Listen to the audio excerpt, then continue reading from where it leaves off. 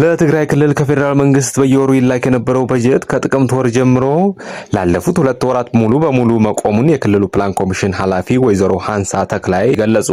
ሰላም ጤና ይስጥልኝ። ይህ ኢትዮጵያን ዴይሊ ነው። ከመረጃዎቻችን ጋር አብራችሁን ቆዩ። ለትግራይ ክልል ከፌደራል መንግስት በየወሩ ይላክ የነበረው በጀት ከጥቅምት ወር ጀምሮ ላለፉት 2 ወራት ሙሉ በሙሉ መቆሙን የክልሉ ፕላን ኮሚሽን ኃላፊ ወይዘሮ ሃንሳ ተክላይ ገለጹ። ይህ የሆነው በማዕከላዊ መንግስትና በህወሓት መካከል ያለው የፖለቲካ ውጥረት የፕሪቶሪያውን ስምምነት ለአደጋ ያጋለጠው ነው በተባለበት ወቅት መሆኑ የጉዳዩን አሳሳቢነት ጨምሮታል። ኃላፊዋ እንዳሉት ከቆመው በጀት መካከል ከጦርነቱ በኋላ በየወሩ ይከፈል የነበረው 844 ሚሊዮን ብር የካፒታል በጀት ይገኝበታል። ለ2018 ዓ.ም ለትግራይ ክልል ከተመደበው 18.8 ቢሊዮን ብር ውስጥ ከጥቅምት ወር ጀምሮ ምንም አይነት ክፍያ እንዳልተፈጸመ ወይዘሮ ሃንሳ ተናግረዋል።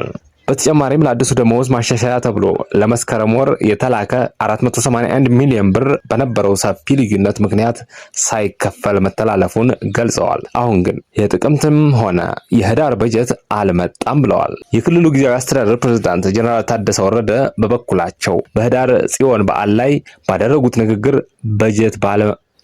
በጀት ባለመምጣቱ አስተዳደሩ ወርሃዊ ደመወዝ እንኳን መክፈል የማንችልበት ደረጃ ደርሰናል ሲሉ መናገራቸው ይታወቃል። በጀቱ በመቋረጡ ምክንያት በተለይም በገጠር ወረዳዎች የመንግስት አገልግሎት መቋረጥ መጀመሩን የገለጹት ወይዘሮ ሃንሳ ክልሉ የራሱን ገቢ ለመሰብሰብ እንኳን በጀት እንደሚያስፈልገው ጠቁመው በከባድ ችግር ውስጥ ነን ብለዋል።